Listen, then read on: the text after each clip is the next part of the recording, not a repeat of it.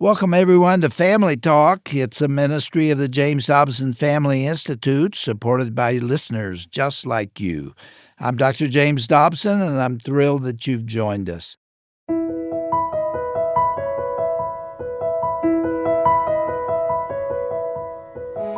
Well, welcome to Family Talk. I'm Roger Marsh, and our Best of Broadcast celebration during the month of December continues with a program that was aired in honor of the anniversary of the storming of the beaches at Normandy. Remember that day? June 6th, 1944. Over 150,000 brave Allied troops stormed those beaches in what would become a turning point in World War II. More than 4,000 American soldiers lost their lives that day, with thousands more wounded. But their courage and sacrifice ultimately broke Hitler's grip on Europe. On today's edition of Dr. James Dobson's Family Talk, you're going to hear a special recording that features Dr. Dobson and his wife Shirley as they traveled to Europe and visited the Normandy American Cemetery. They walked those hallowed grounds where young men, some barely out of high school, gave everything for freedom. Steve Reiter, who at the time served as our chief audio engineer here at Family Talk, accompanied them with recording equipment to capture this profound experience. And today's Family Talk broadcast features the recorded conversation between Dr. Dobson and Steve Reiter, along with their knowledgeable tour guide, Dwight Andy Anderson, who serves as Director of Visitor Services at the cemetery. We're also going to hear from World War II veteran Henry Duke Boswell, who was actually there on D-Day. Now, this broadcast is one of the most treasured from our archives, and it's featured on our 2025 Best of Broadcast collection. I'll share how you can get your copy of this special keepsake later on in the program. But first, let's get into part one of this conversation as we hear now from Dr. James Dobson on this special edition of Family Talk. The highlight of the journey for me was a visit to Normandy on the coast of France. That was where the D-Day landings occurred on June the 6th, 1944. And on that day, the Allies stormed the beaches in 5 assaults there on the coast of France.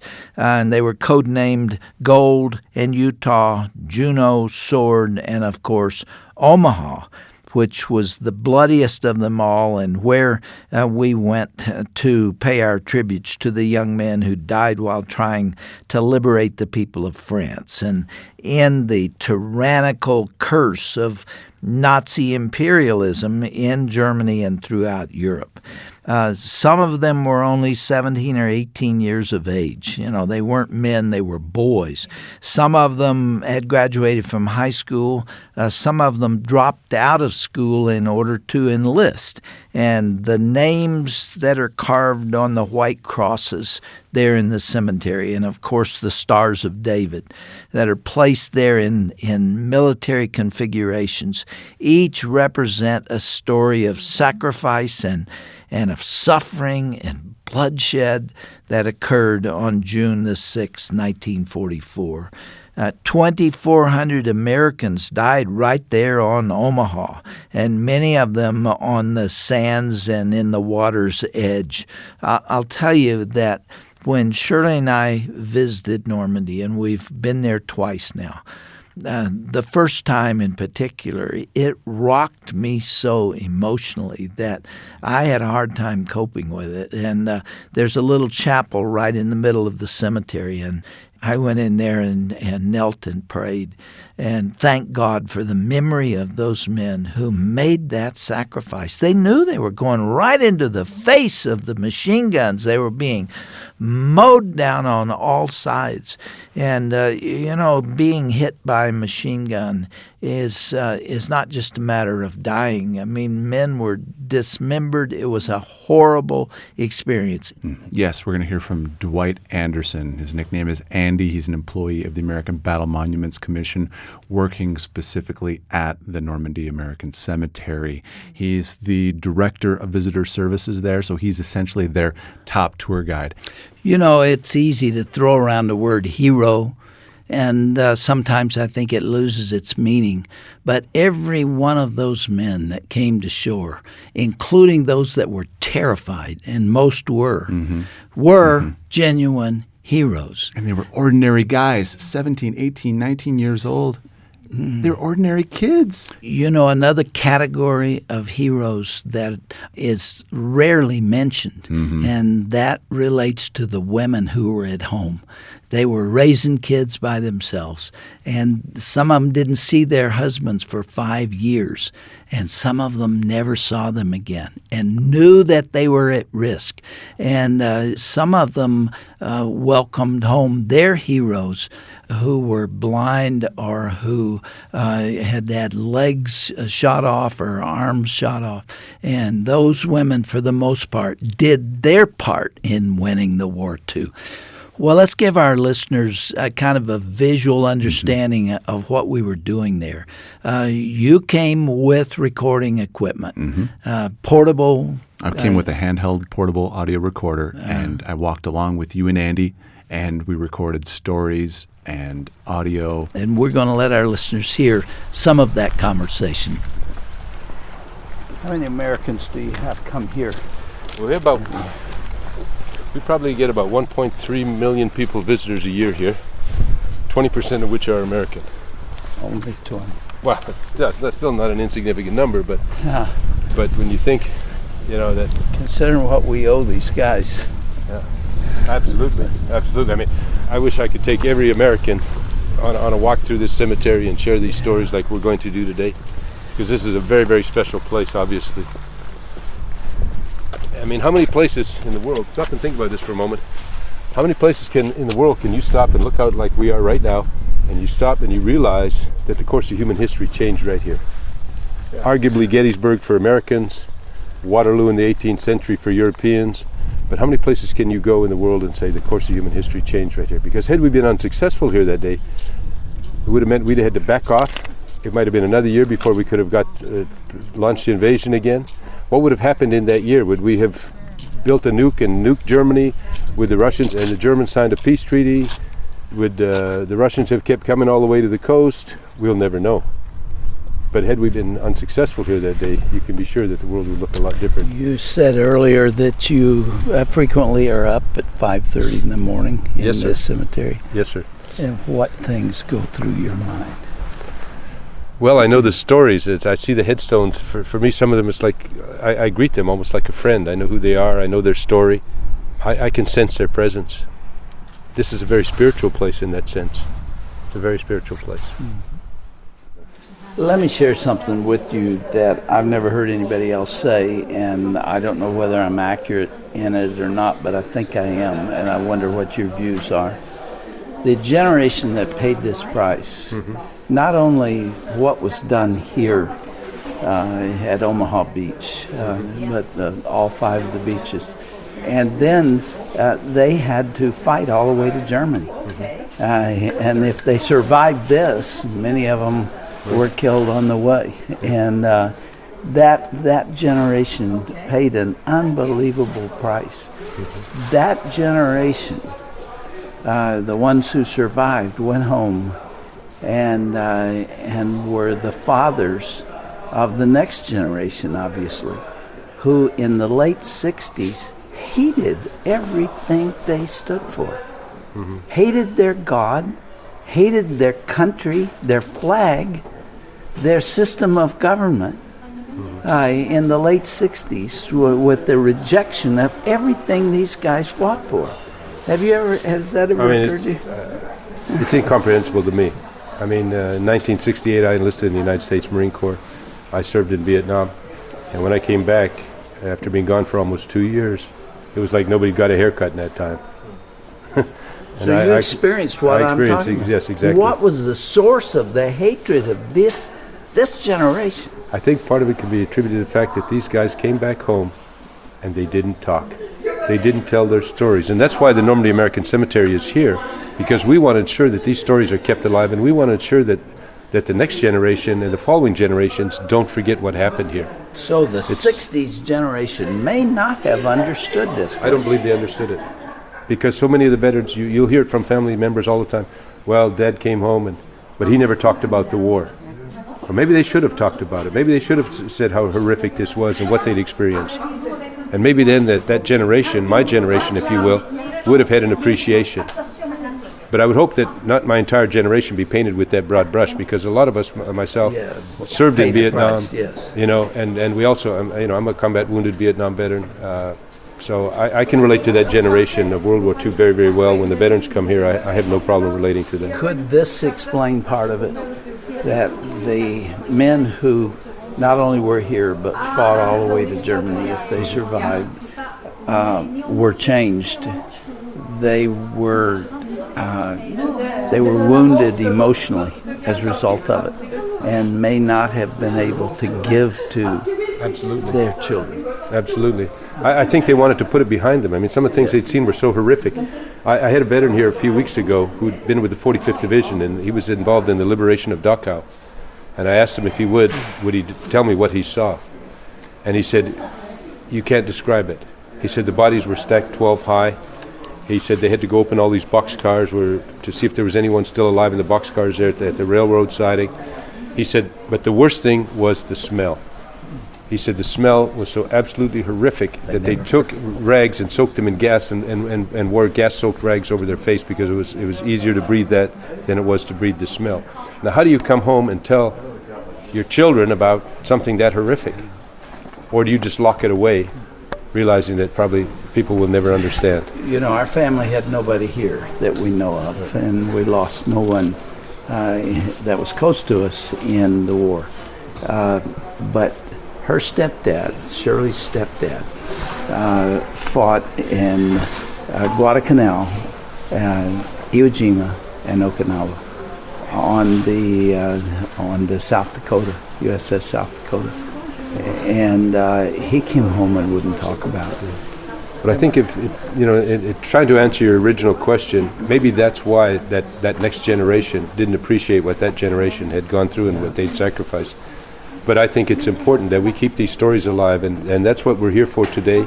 And we're going to take you out in the cemetery, and we're going to share these stories.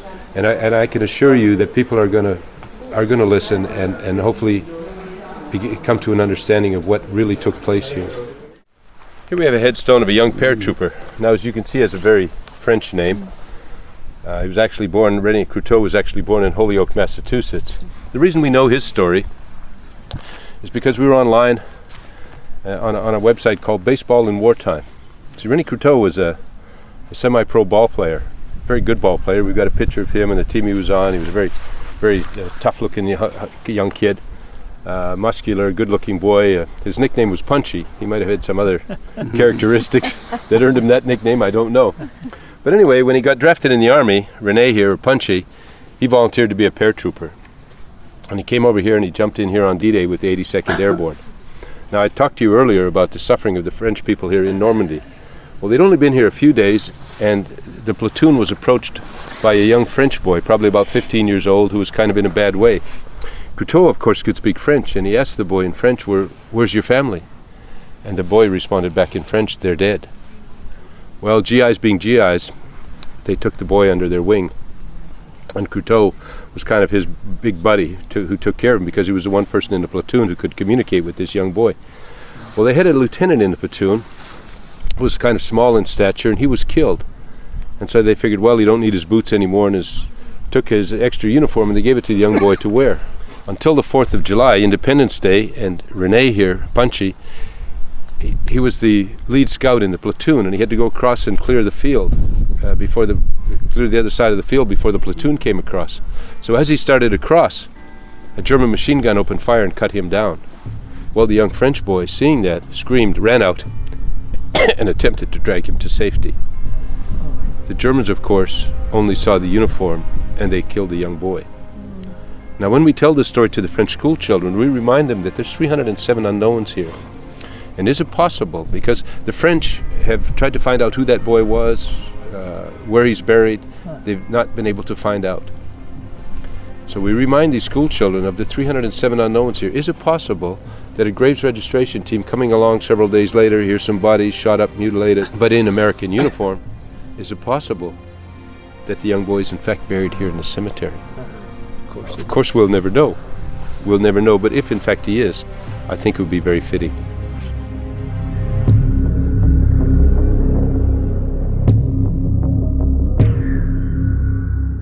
to listen to these stories from the lips of the tour guide was to be drawn into history and to learn what really happened at Omaha. It was not just troop movements and tanks and generals who were making decisions. It was people, and it was people like you and me who knew what they were doing. They knew it was likely to cost them their lives or their health. That's why I want to recommend that every American who has the wherewithal to come here should do so. Doctor, I can tell you right now, having been there, on that ground there at the Normandy American Cemetery, I have never been as proud to be an American than I was on that day. Are you different for having gone there? I'd like to say I'm the same person, but I have a even greater appreciation for our country and what we stand for. Well, D-Day refers to disembarkation day. To disembark is to leave. And on the date for the assault on the coast of France, the Americans, the British, the Canadians, and the Australians had been gathering in the UK for more than a year in anticipation of that amphibious landing.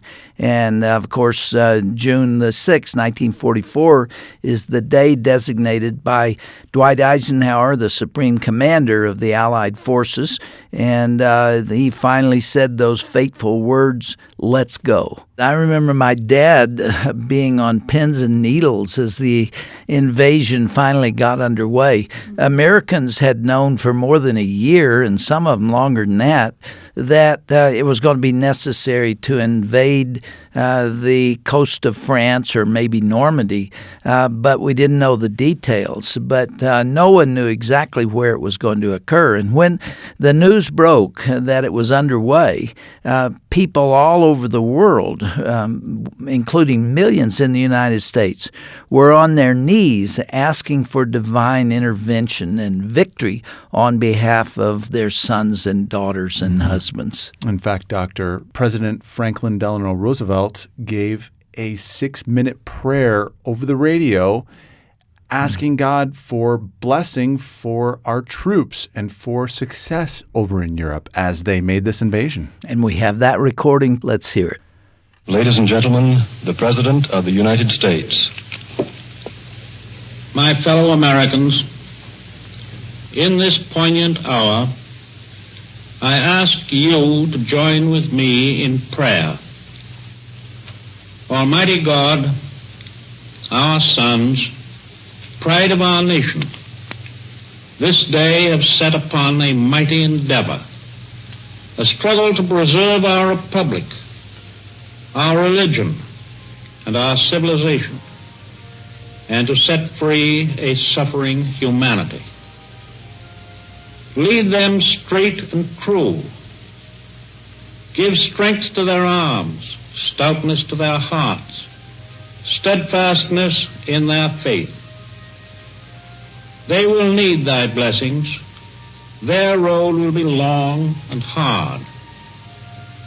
For the enemy is strong. He may hurl back our forces.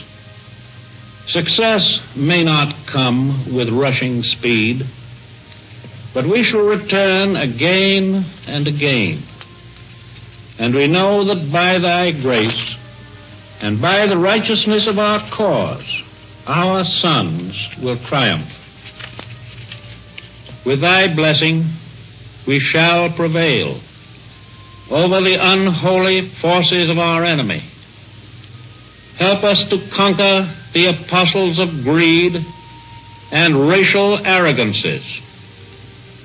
Lead us to the saving of our country, and with our sister nations into a world unity that will spell a sure peace, a peace invulnerable to the schemings of unworthy men, and a peace that will let all men live in freedom, reaping the just rewards of their honest toil. Thy will be done, Almighty God. Amen.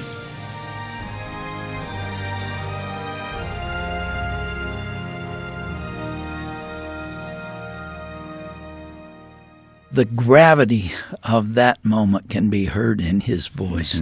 This is the President of the United States essentially imploring God to save us on that day. And I believe he did it because we could easily have lost. Now, as Dr. Dobson just mentioned, our purpose here on today's classic program is to help people understand the magnitude and intensity of D-Day. Let's listen now to a first-person account from a man who was actually on the ground that day, World War II veteran Duke Boswell. June 6th, we led the D-Day invasion into France. We jumped between midnight and 1 o'clock in the morning. We jumped on the little town of St. Mary-Glisse, which was just a few miles behind Utah Beach. Our mission was to capture the crossroads and the bridges, hold them until our troops could get there from the beach, also keep any German troops from getting down to the beach to attack our troops that were landing. We lost quite a few of our men. Many of them landed in the trees around the town. Unfortunately, a barn had caught fire in the town, and the villagers were up, and the Germans were guarding them. They had to get permission from the Germans to try to put the fire out. And so the German guards were up guarding them, and of course when our men landed, some of them landed right in the town, right over these people, and of course they were shot immediately by the Germans. The ones that landed in the trees were shot before they could get out of their chutes.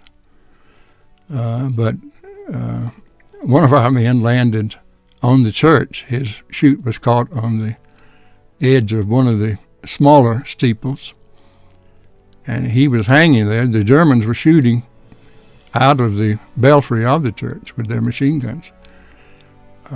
He tried to play dead, but they saw him, pulled him inside, took him prisoner. Later, when we got close to capturing them, they took him with them, but in the process of getting out, he managed to escape and got back to us. And even today, I was back over there this summer for the first time in 60 years, and they still make a tremendous, tremendous holiday out of June 6th in this French town. And they have a parachute hanging on the church with a mannequin hanging below it. And they have a bar named John Steele Bar for the guy he died a few years ago. But he was one of the local heroes.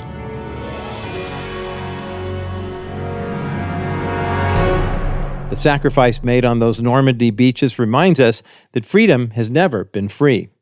Ordinary young men showed extraordinary courage, and their legacy calls us to stand firm for what's right in our own generation. You're listening to a special edition of Dr. James Dobson's Family Talk, and this recollection of Dr. Dobson, his wife Shirley, and a team from the Family Talk studios visiting the shores of Normandy. This special program is available online at drjamesdobson.org. You can listen to it there and share it with others when you go to drjamesdobson.org/Family Talk. But keep in mind that today's broadcast is also featured in our 2025 Best of Broadcast collection, a carefully curated set of the most powerful and impactful programs not only from the past year, but throughout the 15-year history of Dr. James Dobson's Family Talk. From strengthening marriages to defending biblical values, these conversations offer timeless wisdom your family will treasure. And of course, now that Dr. Dobson has been called home to be with the Lord, we miss his voice all the more, and this keepsake collection has even deeper significance. Now, we will send you the complete collection, the 6-CD set, as our way of thanking you for your gift of any amount to support the Dr. James Dobson Family Institute. And right now, your support will go further than ever. Some faithful friends of our ministry have stepped forward and created the Dr. James Dobson Memorial Matching Grant. That means every dollar you donate will be doubled now through December 31st. This remarkable grant honors Dr. Dobson's legacy and is available, as I mentioned, for up to $6 million. Think about it. A $50 gift becomes $100, a $1,000 gift becomes $2,000, a $10,000 gift becomes $20,000. Think about how your doubled gift will help us continue strengthening families through the end of 2025 and on into the future. Now, you can make a secure donation at drjamesdobson.org. If you prefer, call a member of our constituent care team. That number is 877-732-6825. That's 877-732-6825. Or if you'd prefer, why not send your tax-deductible donation through the U.S. Postal Service? Our ministry mailing address is Dr. James Dobson's Family Talk, P.O. Box 39,000, Colorado Springs, Colorado, 80949. Well, I'm Roger Marsh, and on behalf of all of us here at Family Talk and the JDFI, thanks so much for listening today. Be sure to join us again next time right here as we continue on with part 2 of this moving tribute to the heroes of Normandy. That's on the next edition of Dr. James Dobson's Family Talk.